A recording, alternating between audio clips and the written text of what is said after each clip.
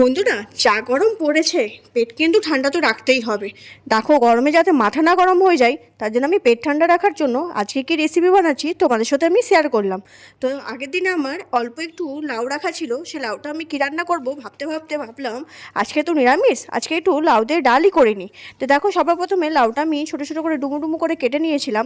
তারপর অল্প একটু মুগ ডাল আর অল্প একটু মসুর ডাল দিয়ে এই লাউ ডালটা কিন্তু আমি করব। মুগ ডালটা দিলে একটু গাঢ় গাঢ় ভাবটা আসবে, তার জন্য অল্প একটু মুগ ডাল দিয়েছি। বন্ধুরা, তোমরা চাইলে শুধু মুগ ডাল দিয়েও করতে পারো বা মসুর ডাল দিয়েও করতে পারো। তো ভালো করে ডালটা কিন্তু ধুতে হবে, যেহেতু আমি ভেজে নিয়েছিলাম আগে, ভাজাটা তোমাদেরকে দেখাইনি, ওই জন্য ভালো করে আমি কিন্তু ডালটাকে দেখো ধুয়ে নিয়েছি, একদম কিন্তু সাদা জলের মতো দেখাচ্ছে। তারপর ডাল আর মসুর ডাল একবারই কিন্তু এটাকে সেদ্ধ বসিয়ে দেবো। তার সাথেও কিন্তু কিছু উপকরণ দেবো। উপকরণের মধ্যে সামান্য একটু লবণ দেবো আর কটা চেরা কাঁচা লঙ্কা দেবো। এই লাল লাল লঙ্কাগুলো আগের দিন কিন্তু আমি বাজার থেকে এনেছি বন্ধুরা। এখন কিন্তু ঝাল ঝাল এই লঙ্কাগুলো দিয়ে ডাল করলে কিন্তু হেভি লাগবে। তো ডালটা দেখো আমার সেদ্ধ হয়েই এসছে, অল্প আর একটু সেদ্ধ হতে দেবো। তার আগে দেখো আমি এরপরে ফোড়নে যেটা দেবো তোমরা একটু দেখতে থাকো।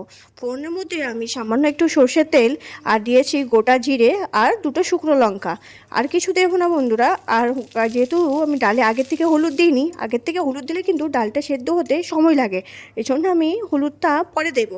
তো দেখো বন্ধুরা, আমি এরপরে তেলের মধ্যে একটু হলুদটা দিয়ে দিলাম, তাহলে হলুদের যে গন্ধটা আর কিন্তু বেরাবে না।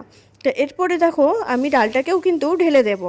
এরপর ডালটা ঢেলে দেওয়া, ডালটা ফুটে আসলে আমি এরপর অল্প একটু চিনিও দিয়ে দেবো, কারণ অল্প একটু মিষ্টি দিলে কিন্তু ডালটা কিন্তু খেতে দুর্দান্ত লাগবে বন্ধুরা। তো তোমরা কারা কারা এরকম রান্না করে খেতে ভালোবাসো তোমরা কিন্তু অবশ্যই আমাকে কমেন্ট করে জানিও বন্ধুরা। আর আমার রেসিপিটা তোমাদের কেমন লাগলো অবশ্যই একটু কিন্তু লাইক করতে ভুলবে না। আজকের মতো টাটা।